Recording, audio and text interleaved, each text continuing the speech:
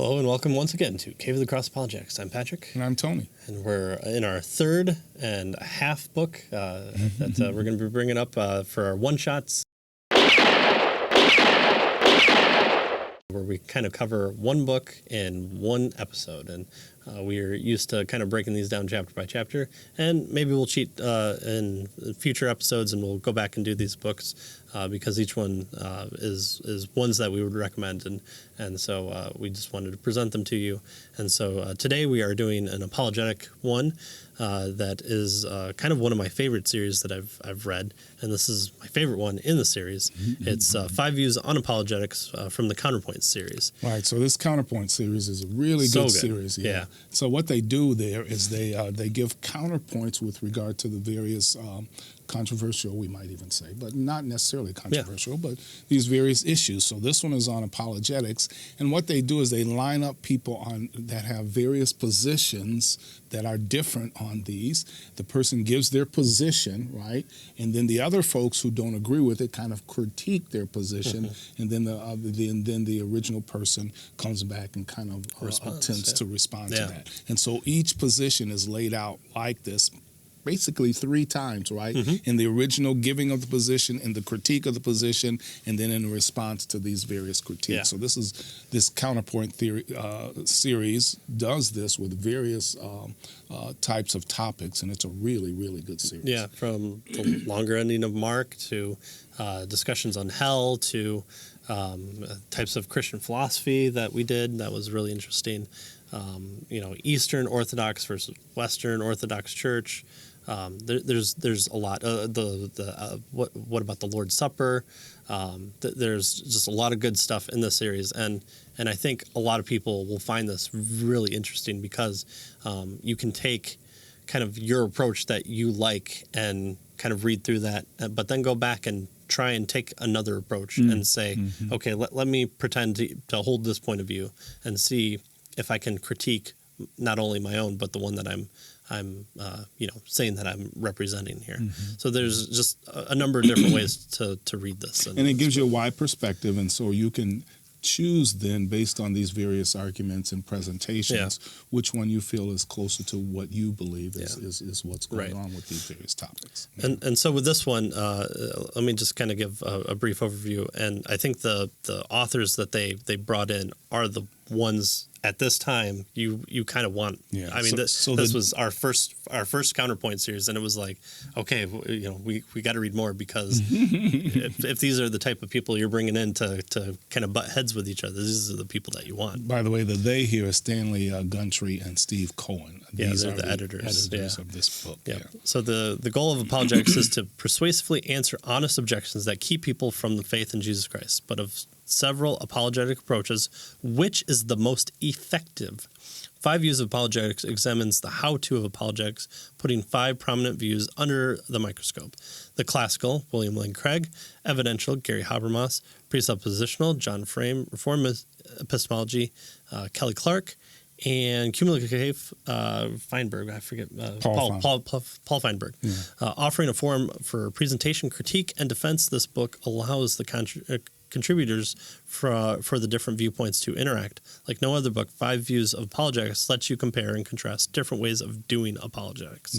So notice this book is not about apologetics per se, but about apologetic methodology, right? What method is the most effective way to do apologetics, right? Apologetics, as we know, has to do with the defending or making a case for the truth of the Christian faith. And apologetics seeks to accomplish its goal, our authors tell us, in 2 ways. One is by refuting objections to the Christian faith, right? Like, for instance, the problem of evil and that sort of thing. And that can be called, they suggest, defensive apologetics. And the second way, they say, is by offering reasons for the Christian faith, and they call this offensive apologetics. Now, I might suggest that there is a third thing that apologetics does, and it refutes positions that have contrary worldviews. I'm not sure how we can characterize that, but I think that's a way of doing apologetics too, and actually that's more closer to what the presuppositionalist position does. And I think this book, when you read it with that in mind, none of the other writers touch on it the way that Frame does with the presuppositional method. And it's one of those things that, looking through our notes from that book, we kept constantly going, okay, but you got to take a step back and figure out why are you able to offer that defense? Yeah, you're giving the unbeliever too much. Right. No, don't let them have that. Deal with them with regard to this issue. So let me just break down real quickly the 5 views here, and it's William Lane Craig with the classical, which is his standard 2-step approach, which is to establish kind of deism, general deism, and from there you present Jesus and the resurrection and historical Jesus that moves people from deism to Christianity. Yeah. Now, Craig would probably say he's trying to establish theism, right? Right. I'm sorry. Deism. Not deism. Deism would be incorrect. Yeah. Yes, theism. Then evidentialism from Habermas. His is the kind of minimal facts of the resurrection. So concentrate on the resurrection, the historicity, kind of the what can we all agree on for both believer and unbeliever of the historical facts that kind of lead us to the conclusion that Jesus was resurrected. Yeah, so with William Lane Craig's approach, the classical method, right, after he establishes that God has been shown, then there's a presentation of the historical evidences of the deity of Christ or the trustworthy of Scripture to show that Christianity is the best version of theism. So as you mentioned, this is a 2-step approach, and we might call this a deductive approach. So in logic, there are various kinds of arguments, many kinds of arguments, but they can basically be broken down into 2 or 3 major kinds: deductive, inductive, and some folks include abductive as a third different kind of argument. And so we might say that Craig's approach is more deductive. He uses the natural theology, which are some of the classical arguments for the existence of God, like the Kalam cosmological argument, and that sort of thing. So these are some classical.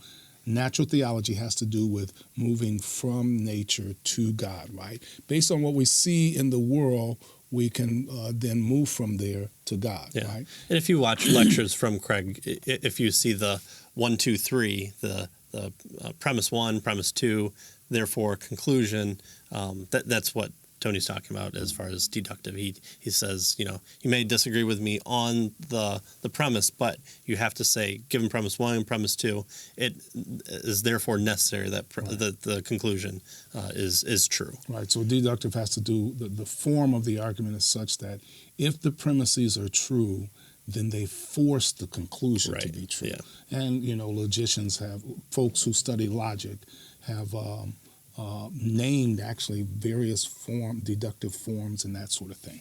And so that's, we won't get into formal logic, but it's kind of interesting.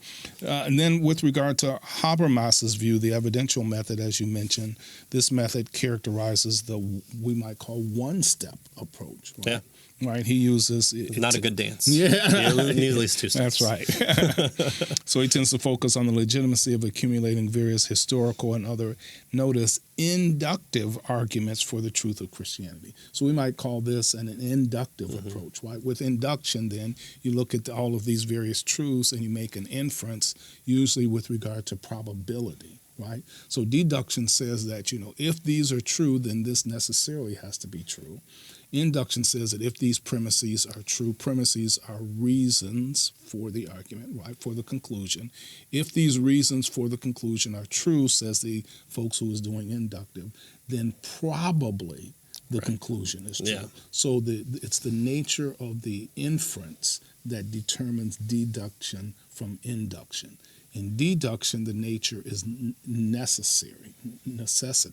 In induction, the nature of the inference from the premises to the conclusion is probability. And of course, the higher the probability, the better the argument, that sort of thing. Right. And then the cumulatives by Feinberg is kind of the kind of what I call the shotgun approach. It's I think the book talks about you have different buckets with holes drilled into them, and it's all about and you fill everything up with water, and if you put everything in your first bucket, it's all going to go out that hole. So you put another bucket in, and you kind of turn it, and it'll leak less. And the more kind of buckets you have, it's kind of this cumulative case of both the classical and the evidential points of view. Right. Kind of so this kind of argument pieces together several lines or types of data into a sort of hypothesis or theory that comprehensively explains the data and does so better than any alternative hypothesis, right? So the data that this method seeks to explain include the existence and nature of the cosmos, the reality of religious experience, the objectivity of morality, and certain historical facts, such as the resurrection of Jesus. So we might call this an abductive approach, or inference to the best explanation, right? What is the best explanation for these various pieces of data?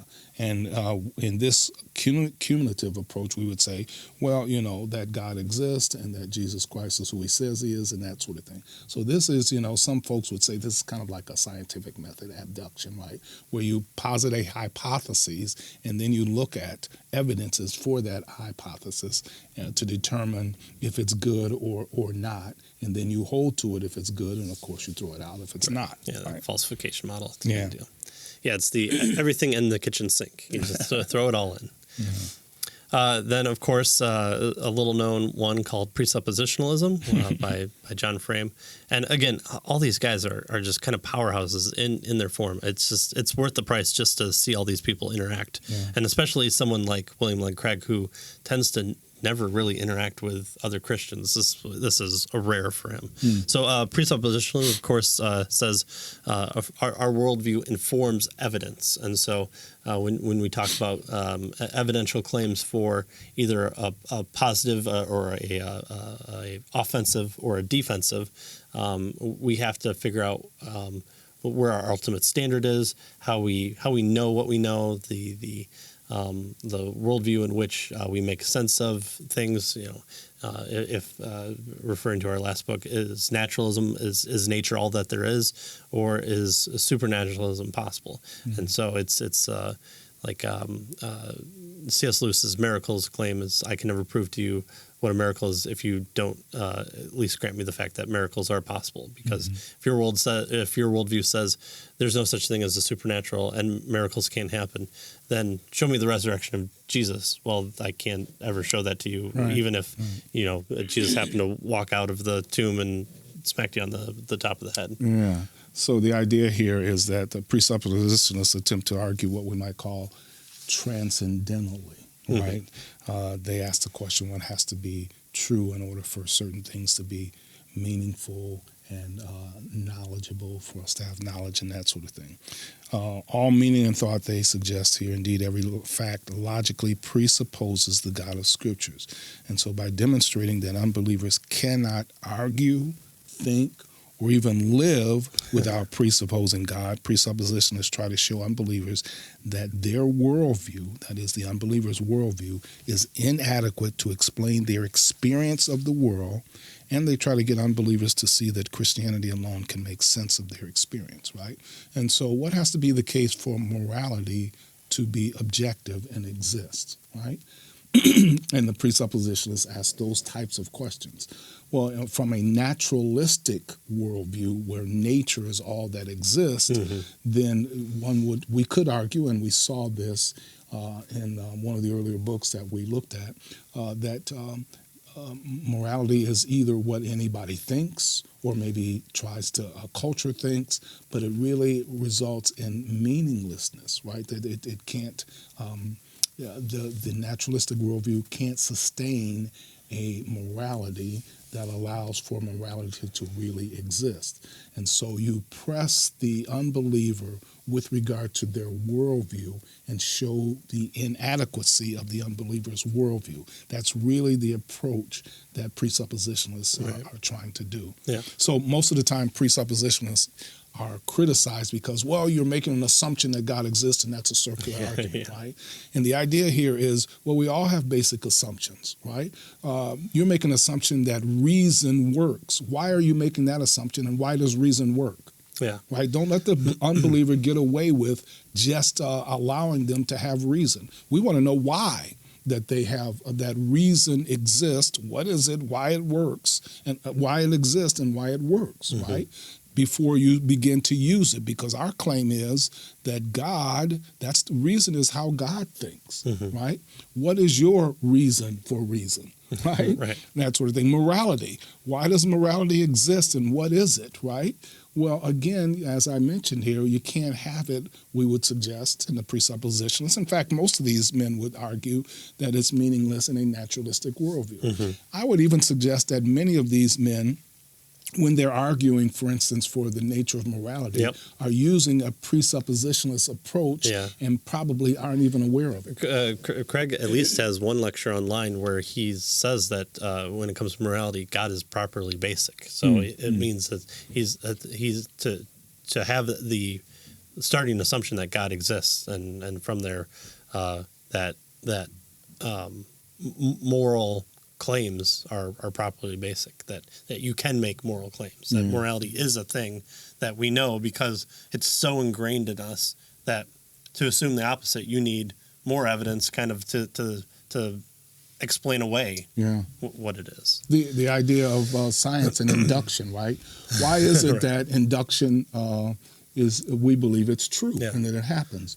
Well, does the unbelieving naturalist have a good explanation for induction? Clearly not, right? That's what we call the problem of induction. Right, that, our good friend David Hume, pointed out to us, right? Thanks, Hume. Yeah. Well, the believer has an answer to that, right? Induction is how God has set up the world. He's promised in Genesis chapter 9 that it would, as long as the world existed, we would have these types of it doesn't say this specifically, but we would have these various, laws of science, and that the world would continue to exist the way that it does, right? But again, the unbeliever has no answer to why induction works, right? All they can say is, well, we know that it works, right? Or this is just the way things are. It's a brute fact. That's fine, but that's not an argument, right? So the presuppositionalist, again, does this transcendental questioning. What has to be the case for induction to work, right? And the unbeliever, we would suggest, as we press them on their worldview, does not have an answer to that. And so if you're arguing with an unbeliever, we would suggest, the presuppositionalists would suggest, and they begin to give you scientific laws and you accept those, we would suggest that you're letting them get away with too much. We need to challenge them with regard to their worldview and how scientific laws work within their worldview. That's what the presuppositionalist does. So, again, people say, well, it's circular. Well, maybe, but all, basic ultimate positions, you have to start somewhere. Right? And the presuppositionalist says we start with the God of the Scriptures. Right. And then finally, the Reformed Epistemology by Clark kind of has a no positive evidence to make you a Christian, which, true. But he offers no kind of positive evidence, but you kind of strike down anything that's a claim against Christianity, and you leave the other person with no arrows in their quiver, and therefore they just have to then come to accept Christianity or be devoid of any explanation for anything. Yeah, so the idea here is, that it's perfectly reasonable for a person to believe many things without evidence, right? Most of us believe, in fact, I would say everyone believes that that the earth just didn't, or our reality existence, we just didn't pop into existence 5 minutes ago with all of our memories intact. We don't believe that. Most of us believe that right now, probably as you're listening to this show, that you're not dreaming. But again, how we believe that, most of us believe that our memories are reliable. Most of us believe that other people have minds, right? And so this Reformed epistemology says that there's lots of things that people believe without evidence, and they argue that the existence of God is one of those. They call this a properly basic belief, right? And so just as we believe in the general reliability of our sense experience, the general reliability of our memories, and these types of things, we can hold that God's existence is properly basic like these other things, right? So we have various, as you've noted now, these 5 views. We have a deductive view that focuses mainly on deductive arguments, which is the classical method of Craig and others. We have the evidential view that is an inductive, we would suggest, type of view that Habermas has. Feinberg's, we suggested, is an abductive or inference to the best explanation. Presuppositionalist method is the transcendental view, right? We ask these various questions, what has to be the case for this to be true? And then the Reformed epistemology, we might say, is a properly basic view, right? They argue that belief in God does not require the support of evidence or argument in order for it to be rational. They focus on defensive apologetics as challenges to one's theistic belief are encountered. So that's kind of the position that the Reformed epistemologist takes. Correct, yeah. And Kelly Clark is the one who holds this position in the 5 views on apologetics. Although Craig is kind of in love with his mentor. Plantinga. Plantinga, right. Yeah. And so Plantinga kind of holds that is you hold something, and then there are certain defeaters that kind of at some point you give up your understanding. So a random person walks up to you and says, hey, your wife is cheating on you, and walks away. Well, then you automatically have to assume your wife is cheating on you. Well, no, that's just some random person that came up to you. So, are you warranted in remove, or is that properly basic belief that your wife is faithful, that it has been thoroughly defeated? Well, probably not. Yeah. So overall, the book, well laid out. It's interesting. Yeah. Sometimes it gets lost in the weeds a little bit. It seems like certain people have more personality in there than arguments, but at the same time, it seems like a lot of them don't define things as well as what we would like. So having a definition of what constitutes evidence, just a definition of evidence, is kind of lacking here. And so it would have been nice for them to have, maybe even at the beginning, the editors to have agreed upon definitions of what is evidence, because the way a presuppositionalist will say evidence is different than what a classical or evidential method approach person is. And so those are things that could have added to the benefit, but by and far, this is a well done book. It gives you a really good perspective on these various views, and they are done by people, obviously, who hold to that particular views. The critiques of the views are very helpful as well. Because now you see some of the problems, and then these folks attempt to respond to these various critiques of these reviews. So, I will say that Craig is the one that tends to be a little bit more on the heady side. He brings in this probability calculation that I'm pretty good at algebra, but that was a rough one. But it was interesting too, because I went in thinking I'm going to read Craig. He's going to do the Kalam argument, but it's not that. It's his method. And what was interesting to me is how quickly not only Craig, but all the authors brought in the role of the Holy Spirit. And that's something that you kind of don't find when they're out in the world talking about minimal facts, but they talk about how important the Holy Spirit is. And in fact, one of Craig's main points is kind of knowing versus showing. And so that's definitely a point that you come across and you have to deal with. And I think, again, each person is probably the best picked at this time in this place to cover their subject. And I should say that my characterizations of these positions are really, really general. Oh, yeah. Because clearly Craig uses deductive, inductive arguments, all kinds of arguments to make his claim. Even frame, too. We'll say, it's that you just assume God and you attack worldview. But frame, and he's been critiqued even by the late Greg Bahnsen in the Presuppositional Apologetics, I believe his unpublished last book. Yeah.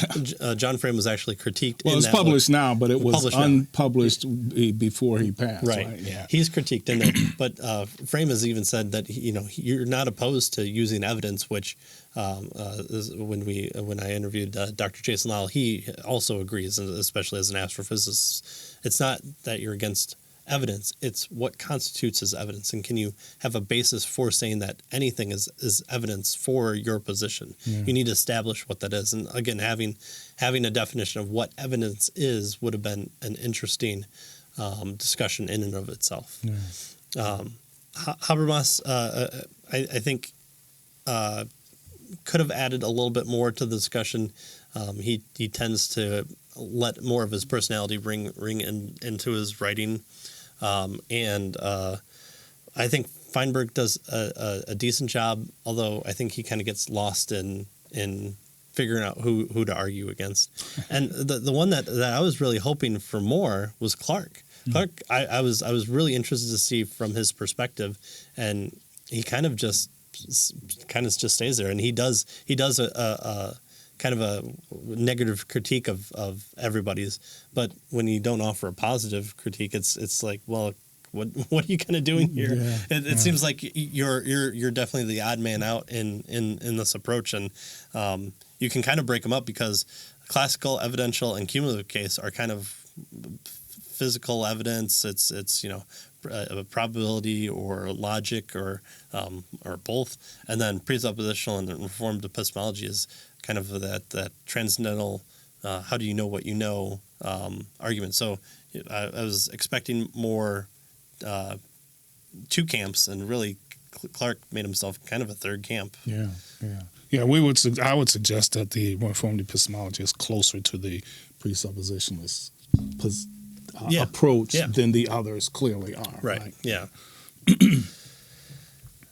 All right, so this one, it was this again a good book, a good series. We would suggest that you look at these various topics, and any of these books on these topics. It seems like at least the ones that we've seen are really good in terms of helping us to see the positions and get a feel for how they are argued for.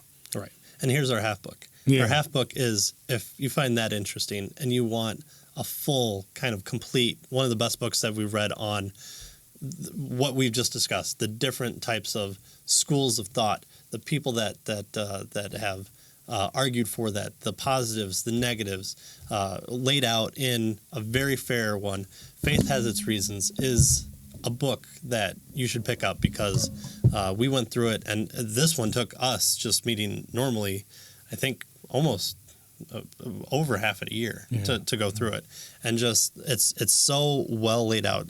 Kenneth Boa and Robert Bowman Jr. Faith Has Its Reason, an interrogative approach to defending Christianity. It does here's the different schools of thought. Here's who argues for it within kind of church history.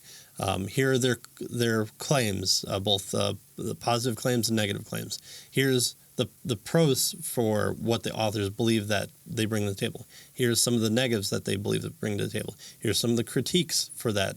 And then ultimately they have an approach that they want to bolster to say, okay, out of these, I believe there's 5 main ones within it.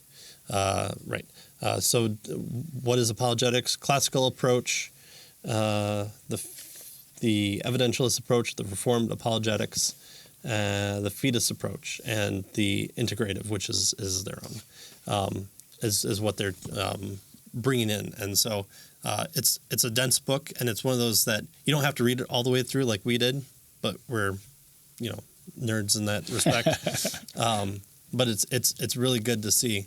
okay, Martin Luther argued for this, John Calvin argued for this, here's William Lane Craig. And there's kind of some of our disagreements within it of who should be kind of in what camp, and it seems like they may have drawn distinctions that we wouldn't have, but it was really, really well done and really weighed out. Yeah. And so 5 Views on Apologetics is all you need.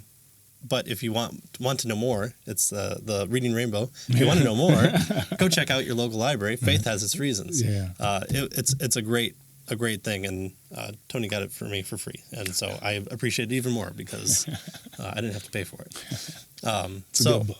5 Views on Apologetics, great. Recommend it. Recommend the series. Within Counterpoint, there are ones that you like. There are ones that you don't like as much, but it gets people on different sides talking and exposes you to views that you might not have even wanted to even understand. Yeah. And then Faith has its reasons. Just reading through it, this one isn't.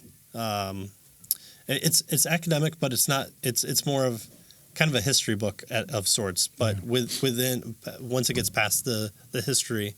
And laying out what the claims are, that's when it kind of gets a little bit more of a you gotta look through what is being claimed. Yeah. And so like the negatives for presuppositional method, I didn't view the negatives as that big a negative. So yeah. So and what makes it it's somewhat academic, but not really. What makes it really easy to understand is they follow the same format with each of the positions. Yeah. And so once you understand the format and then you can make these various comparisons, it's not really a difficult book, right? It's a lot of material, It's what, about an inch thick or something like that?